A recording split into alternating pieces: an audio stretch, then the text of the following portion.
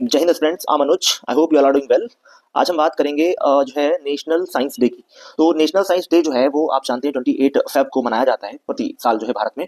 अगर हम बात करें तो इसकी शुरुआत 1986 से हुई थी। और ये क्यों स्टार्ट हुआ, क्या इसके पीछे कॉज है, इन सब चीज़ों को हम लोग डिस्कस करने वाले हैं।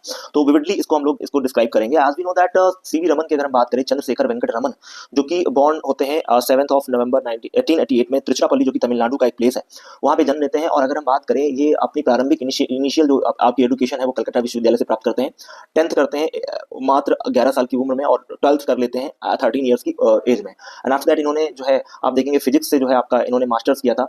एंड आफ्टर दैट अगर हम बात करें तो इन्होंने फाइनेंशियल सिविल सर्विसेज जो है आपका उसको फाइनलाइज किया, क्लियर किया, फर्स्ट क्लास में इन्होंने पास किया। बहुत ही मेटोरियस स्टूडेंट रहे हैं। और इन्होंने जब उसको क्वालिफाई कर लिया तो फिर इन्होंने क्या हुआ कि इनको जो है बेसिकली कलकत्ता विश्वविद्यालय से इनको एक जगह जाने का मौका मिला, जो जगह थी आपकी congress of the universities of the British empire. ये बात है 1921 की। 1921 में ये वहां पे पार्टिसिपेट करते हैं। और आप समझिए सर, उस समय के जो महान वैज्ञानिक हुआ करते थे, जे जे थॉमसन, रदरफोर्ड, इन्होंने जाकर के जो है सीवी रमन सर को जो है लंदन में पार्टिसिपेट करने के लिए जो है आपका अनाउंस किया। और उसके बाद ये वहां पे स्पीच देते हैं, काफी दूर दूर से लोग इनको सुनने के लिए आए थे। एंड आफ्टर दैट ये वापस आ रहे होते हैं। जब ये वापस आ रहे होते हैं तो ये अपने वाटरशिप पे जाते हैं, और वाटरशिप से ये देखते हैं मेडिटेरेनियन सी को। और मेडिटेरेनियन सी को देखते हैं तो इनके दिमाग में एक क्वेश्चन आता है, he saw the sea is sea was blue. उन्होंने देखा कि जो है जो बेसिकली क्या है आपका सी है वो ब्लू है। और फिर उन्होंने देखा कि sky was also shining. Sky sky क्या कर रहा है, शाइनिंग कर रहा है। तो इसको भी देख करके इनको लगा कि यार अभी के लिए क्या है ये, मतलब ये नीला क्यों है।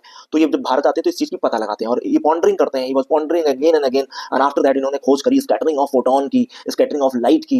एंड उन्होंने बताया कि जब जो आपका सन की जो रेज है जब किसी माध्यम में गुजरती हैं तो आपको पता होगा कि बिखराव आता है एक माध्यम से। जब आपका जब ये जाती है तो बिखराव आता है, इनमें स्कैटर्ड कर जाती है, उनकी तरंग यानी वेवलेंथ में, एनर्जी में क्या आता है, चेंज आता है। और इसी को इन्होंने स्कैटरिंग ऑफ लाइट कही, रमन इफेक्ट कहा गया। और इसी के लिए इनको 28 फरवरी 1928 में इसको डिस्कवर किया। And after that Nobel prize इनको 1930 में मिला। एशिया में ये नोबेल प्राइज पाने वाले पहले व्यक्ति हैं। इवन अगर हम बात करें तो जो आपका वर्ल्ड लेवल पर अगर हम देखें तो एशिया के अलावा भारत में भी सबसे पहले इन्होंने जो है नोबेल प्राइज प्राप्त किया है 1930 में। किस फील्ड में, फिजिक्स की फील्ड में। और 1986 में जो है ये डिक्लेयर किया गया कि अब हम क्या मनाएंगे, नेशनल साइंस डे को सेलिब्रेट करेंगे।